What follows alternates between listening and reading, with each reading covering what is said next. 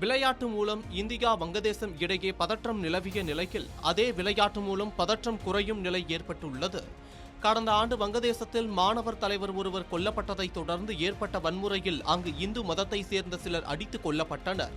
வங்கதேசத்தில் நடைபெற்ற இந்த நிகழ்வை கண்டித்து இந்தியாவின் பல்வேறு இடங்களில் போராட்டங்கள் நடத்தப்பட்டது. மேலும் பல்வேறு தரப்பினரின் அழுத்தம் காரணமாக வங்கதேசத்தை சேர்ந்த வேகப்பந்து வீச்சாளர் முஸ்தபிசுர் ரஹ்மானை 9.20 கோடி ரூபாய்க்கு ஏலத்தில் எடுத்த கொல்கத்தா அணி பிசிசிஐயின் அறிவுறுத்தலின் பேரில் அவரை வெளியேற்றியது. பிசிசிஐயின் இந்த நடவடிக்கைக்கு வங்கதேசத்தில் கடும் எதிர்ப்பு கிளம்பிய நிலையில் ஐபிஎல் தொடரின் ஒளிபரப்புக்கு தடை விதித்து வங்கதேச இடைக்கால அரசு உத்தரவிட்டது. இதனிடையே வங்கதேசத்தில் தேர்தல் நடைபெற்ற நிலையில் அதில் வங்கதேச தேசியவாத கட்சி வென்று தாரிக் ரஹ்மான் தலைமையில் ஆட்சியமைத்தது.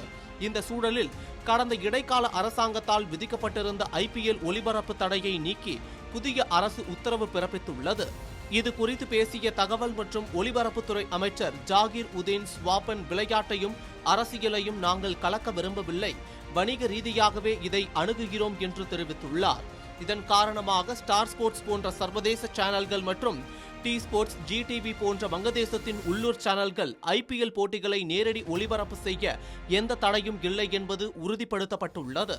இதன் காரணமாக இந்தியா வங்கதேசம் இடையே கடந்த சில மாதங்களாக நிலவி வந்த பதற்றம் குறைந்துள்ளதாக பார்க்கப்படுகிறது.